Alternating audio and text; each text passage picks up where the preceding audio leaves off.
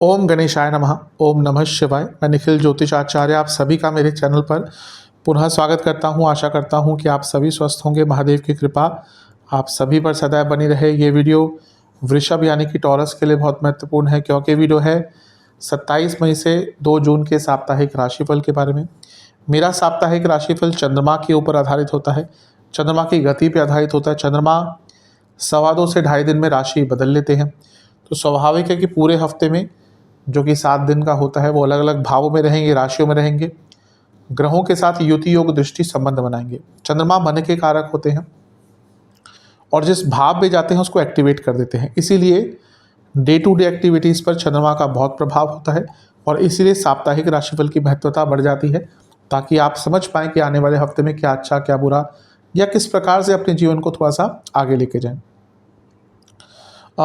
यदि आपकी लग्न राशि या चंद्र राशि वृषभ है, दोनों ही गाइडेंस के लिए इस राशिफल को देख सकते हैं। पुनः कहूँगा, अलग अलग राशिफल नहीं बन सकते। आपके ऊपर है आप कहाँ से देखना चाहते हैं, आपको कहाँ से ऑब्जर्वेशन ज़्यादा अच्छा लगता है, कहाँ से ज़्यादा आपको सूट करता है। व्यक्तिगत तौर से मैं यही कहूँगा कि मेरे हिसाब से लग्न राशि से सटीकता ज़्यादा बैठती है।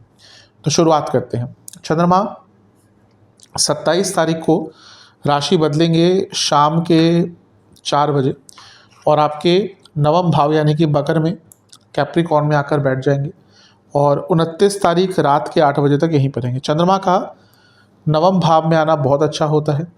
यहाँ पर वो तीसरे घर के स्वामी और नवम भाव में है, यानी कि पुरुषार्थ को भाग्य का साथ मिलेगा, साहस को भाग्य का साथ मिलेगा, यात्राओं के योग बनते हैं, भाग्य का बहुत विशेष प्रभाव यहाँ पर रहता है। और यहाँ पे बैठे चंद्रमा अपने घर को भी देखेंगे, यानी कि यात्राओं के योग तो बनेंगे ही, आपकी जीवन की यात्रा भी आगे बढ़ेगी, यानी कि कुछ कार्य अटक रहे थे, कुछ कार्य अपूर्ण रह रहे थे, उनमें आपको सफलता प्राप्त होगी। तो ये एक बहुत अच्छी चीज़ है।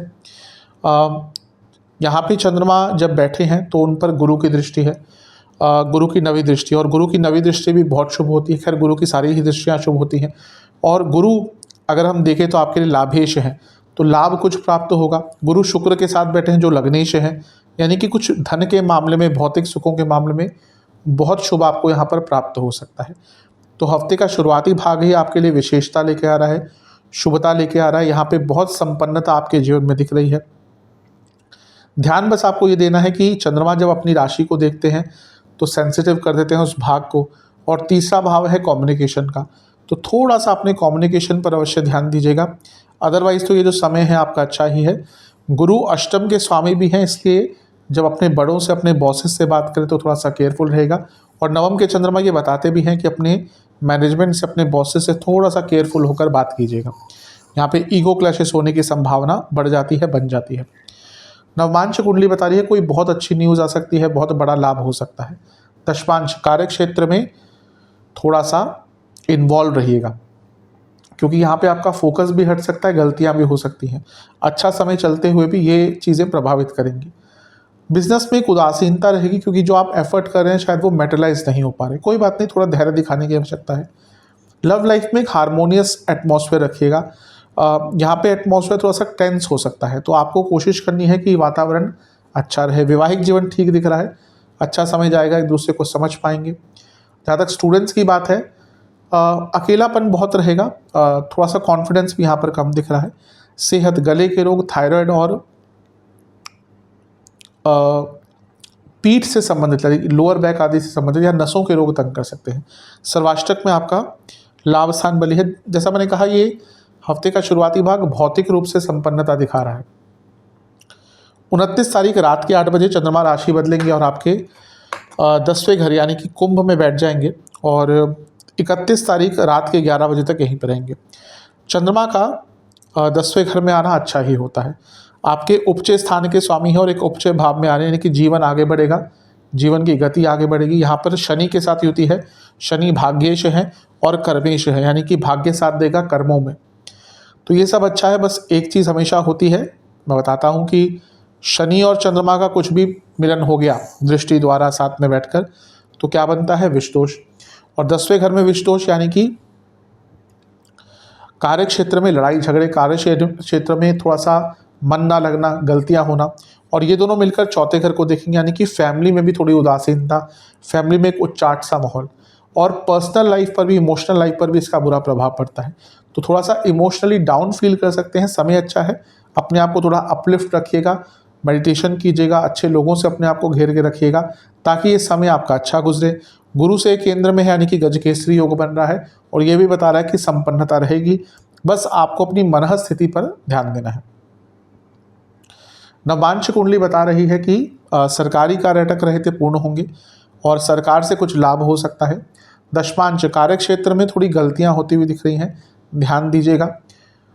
जो लोग स्पेशली कुछ हेल्थ केयर इंडस्ट्री से हैं, गलतियां यहाँ पर भारी पड़ती हैं, तो थोड़ा सा ध्यान दें। अगर स्पेशली आप हेल्थ केयर इंडस्ट्री से हैं या फिर जहाँ पर फाइनेंशियल ट्रांजैक्शंस आपके अंडर आती हैं तो ध्यान दीजिएगा।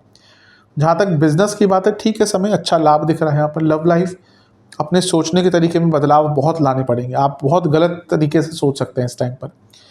वैवाहिक जीवन, बात करने की आवश्यकता, यहाँ पर कम्युनिकेट कीजिएगा।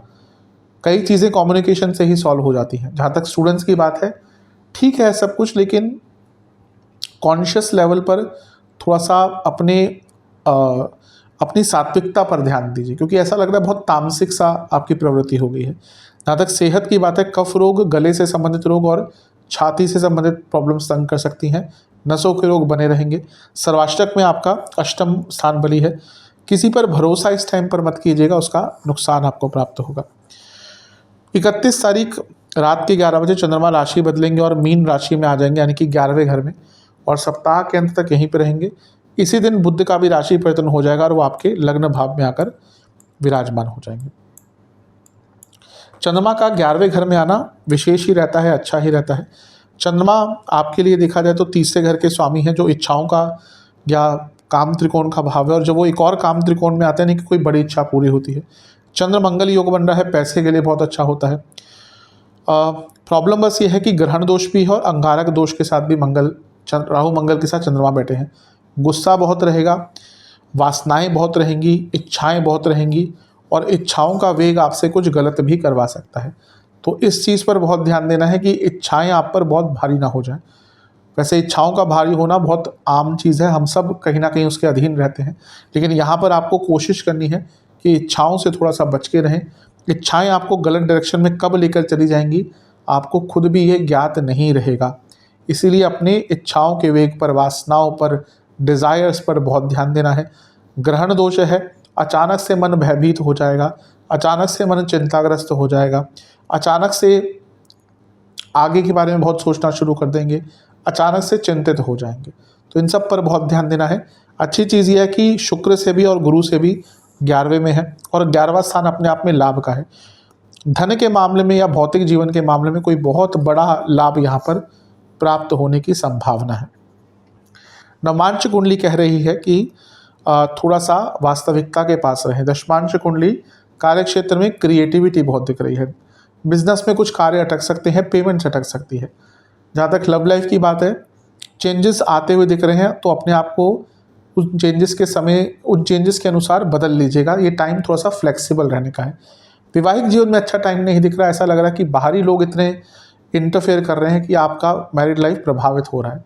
इस पर काम कीजिएगा। स्टूडेंट से यही कहूँगा कि थोड़ा सा अपने स्टडी के टाइम पर ध्यान दीजिए। आप बहुत कम शायद डिवोट कर रहे हैं, और इसके साथ ही आपकी एडिक्शंस पर काम कीजिए। सेहत के अनुसार रक्त विकार, स्लीप डिसऑर्डर, बीपी की प्रॉब्लम। सर्वाष्टक आपका लाभ स्थानीय बली है। जैसे मैंने कहा, हफ्ते के अंतिम भाग में भी कोई बहुत बड़ा लाभ प्राप्त हो सकता है। उपाय के स्वरूप में आपको गायत्री मंत्र का 27 बार जाप करना है, और आपको दुर्गा जी को एक घी का दिया अर्पण करना है। आशा करता हूँ कि वीडियो आपके काम आएगा और आपका सप्ताह शुभ जाएगा। चैनल पर नए हैं, सब्सक्राइब कर लीजिए, वीडियो को लाइक कर लीजिए।